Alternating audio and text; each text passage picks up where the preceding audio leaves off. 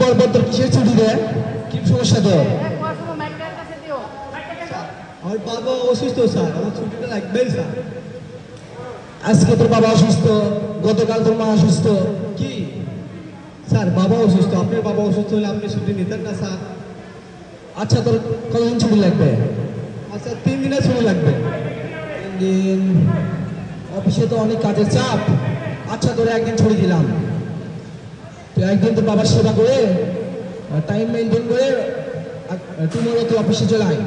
Okay sir, okay okay, thank you sir, thank you. Okay okay.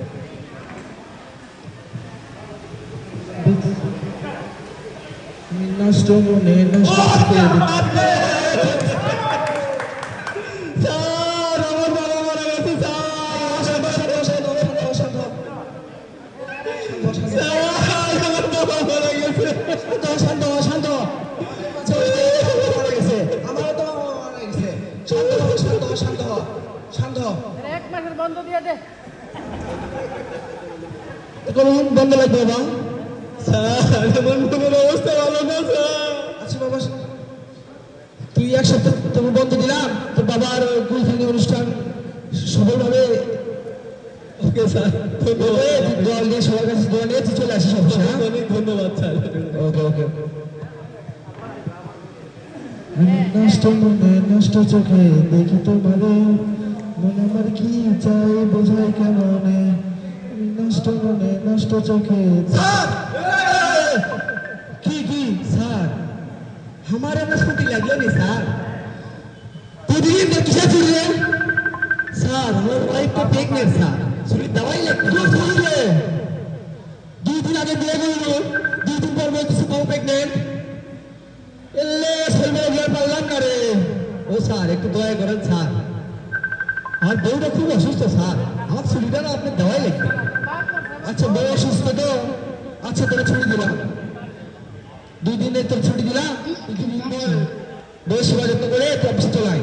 Okay okay sir, সবাইকে sir ধন্যবাদ দিয়ে আপনাকে ধন্যবাদ দিলাম স্যার। স্যার ওকে, ওকে। আসি। হ্যাঁ ওকে।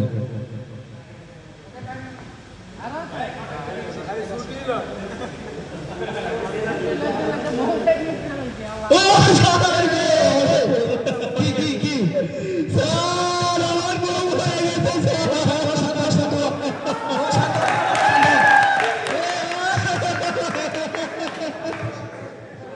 না স্যার আমার বউ হয়ে গেছে স্যার।